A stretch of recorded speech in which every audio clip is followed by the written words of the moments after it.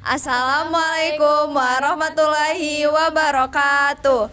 Kami dari kelompok 8 di sini kami akan mewawancarai mengenai keprofesian guru. Sebelumnya perkenalkan, nama saya Naila Sawal Azahra dengan nomor NPM 0371240062. Perkenalkan, nama saya Devina D. Praningrum dengan NPM 0371240057.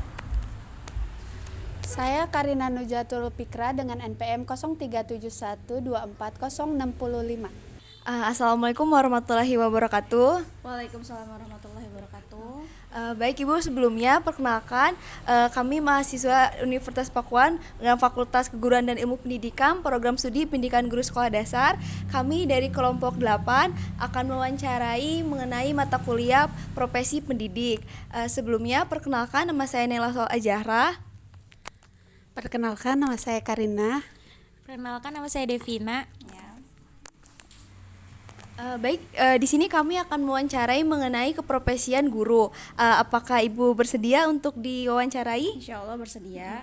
Baik, sebelumnya saya boleh berkenalan dulu dengan Ibu? Boleh. Perkenalkan, nama saya Sonia Nemogosa Fitri. Saya guru di salah satu sekolah di SDN Sindang Barang 3. Baik, pertanyaannya akan dimulai sekarang ya. Udah berapa lama Ibu menjadi guru dan bagaimana perjalanan awal karir Ibu? Saya menjabat menjadi guru sekitar sudah 4 tahun. 4 tahun lamanya. Awal pertama saya lulus kuliah di tahun 2020. Terus sempat selesai di 2020 selesai, terus saya sedikit meregangkan dulu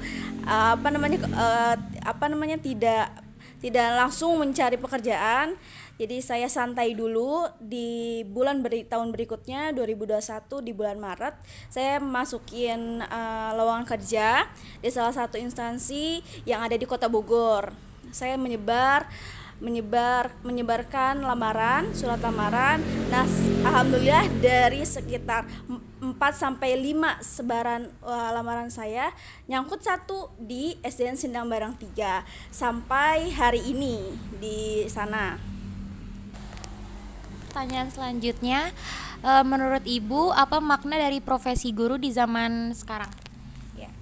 Profesi guru ini bukan hanya untuk menyampaikan ilmu saja, bukan hanya sekedar memberi ilmu saja, tetapi kita harus bagaimana caranya membentuk karakter siswa, membentuk suatu perubahan yang awalnya belajar itu hanya sekedar monoton, membaca, menulis, tidak seperti itu. Berjalannya dengan waktu, teknologi, anak-anak juga harus membutuhkan dan mengetahui teknologi yang sekarang ini gitu. Bagaimana Ibu menjaga sikap profesionalisme dalam menjalankan tugas sehari-hari? Profesional itu berarti kita harus kita sebagai guru, kita tahu mungkin sebagian guru pasti ada kegiatan di luarnya. Nah, kita bagaimana caranya kita profesional, artinya dalam arti kita harus sesuai dengan pekerjaan kita, walaupun ada yang pasti setiap kita punya keluarga.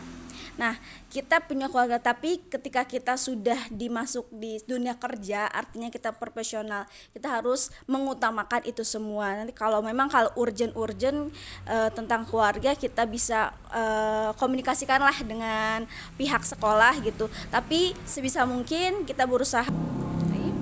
Lalu bagaimana cara Ibu mengatasi siswa yang agak sulit dalam belajar gitu? Mengatasi, pasti setiap kelas ada aja siswa yang kesulitan dalam belajar. Nah, cara mengatasi saya selalu meyakini bahwa mereka belajar sambil bermain.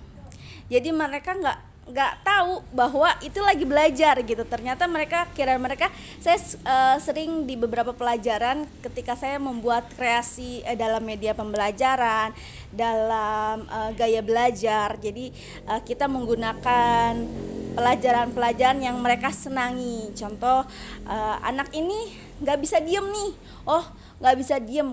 Gimana caranya kita belajar tapi ada gerakan. Contohnya kita bisa bermain, belajar di lapangan, mereka tidak hanya di kelas saja tapi mereka di lapangan. Nah, di lapangan itu mereka bisa challenge, saya kasih challenge dan gamesnya contoh, saya waktu itu pernah di bahasa Inggris. Jadi bahasa Inggris itu saya menggunakan media pembelajaran puzzle. Mereka sebelum mulai itu jadi harus mencari puzzle yang sudah saya sediakan. Ada yang di tengah lapangan, ada yang di pohon-pohon. Mereka seperti berpetualang. Nah, itu adalah salah satu metode saya yang saya gunakan untuk anak siswa kesulitan belajar. Kayak membaca juga, kita bisa make match baju, gak ada gambar baju nih, mereka sulit untuk membaca. Nah, jadi kita baju ada huruf apa aja, B, A, J, U. Nah, mereka menyusun kata-kata sesuai dengan gambar. Itu sih. Ada bagaimana pandangan Ibu terhadap penggunaan teknologi dalam pembelajaran? Teknologi, bagi saya teknologi itu sangat penting. Jadi kalau untuk teknologi, kita semakin berjalannya waktu, kita harus mengenal teknologi. Ya walaupun memang hanya sekedar tipis-tipis, karena kita pasti ada kekurangannya di segi kalau teknologi pasti harus ada bentuk handphone gitu ya contoh, atau kuota. Nah, itu kan yang menghambatnya, ada aja yang kayak gitu, yang tidak memiliki handphone, atau pasti semuanya ada punya, cuman kan kadang anak-anak orang tua punya handphone tapi anak orang tuanya bekerja gitu, jadi anak gak megang handphone gitu. Nah, itu teknologi yang penting. Nah, udah gitu saya selalu memberikan teknologi itu seperti kita bermain quizzes itu menggunakan internet juga, terus kita menggunakan teknologi yang berjalannya waktu kayak Wordwall gitu. Nah, itu menurut saya, bagi saya untuk guru itu sangat penting adanya teknologi ini, karena kita belajar tidak hanya membaca, menulis, tidak hanya itu aja, tapi kita juga harus mengeksplor teknologi yang ada di sekarang ini. Lalu apa harapan Ibu terhadap generasi calon guru seperti kami ini? Ya.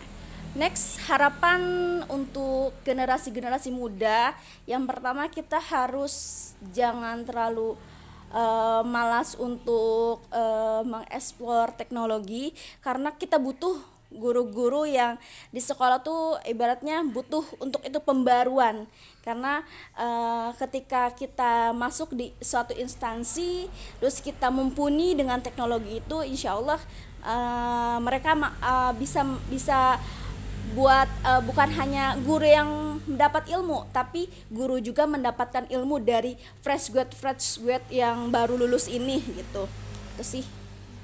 Baik, untuk menyudahi wawancara ini, saya ingin Ibu memberikan pesan kepada mahasiswa PGSD yang sedang mempersiapkan diri untuk menjadi guru. Apa pesan yang akan Ibu sampaikan? Ya, pesan dari saya untuk mahasiswa-mahasiswi khususnya perguruan tinggi PGSD, ya yang pertama kalian harus semangat.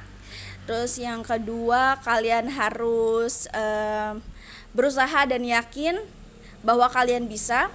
Terus juga kalian harus banyak belajar tentang bagaimana sosok guru. Guru itu bukan hanya digugu dan ditiru, tapi guru itu sebagai pondasi sekolah, sebagai garda terdepan anak-anak, bahwa sekolah itu sebagai rumah, guru sebagai orang tua di sekolah. Jadi kita harus benar-benar menyayangi, dan juga dengan teknologi yang lainnya, dengan metode media belajar yang terbaru, itu sangat dipentingkan untuk jenjang keguruan. Nah, jadi kita bagaimana caranya, kita bukan hanya untuk diri sendiri, tapi untuk mencerdaskan anak-anak bangsa ini. Baik, terima kasih untuk pesan dan waktunya juga kepada Ibu Sonia. Kami mengucapkan banyak-banyak terima kasih atas motivasi dan pesan yang sudah disampaikan, beserta tips and trik mengenai langkah-langkah dalam mengajar. Kami ucapkan sekali lagi terima kasih Ibu. Sekian dari kami. Wassalamualaikum warahmatullahi wabarakatuh.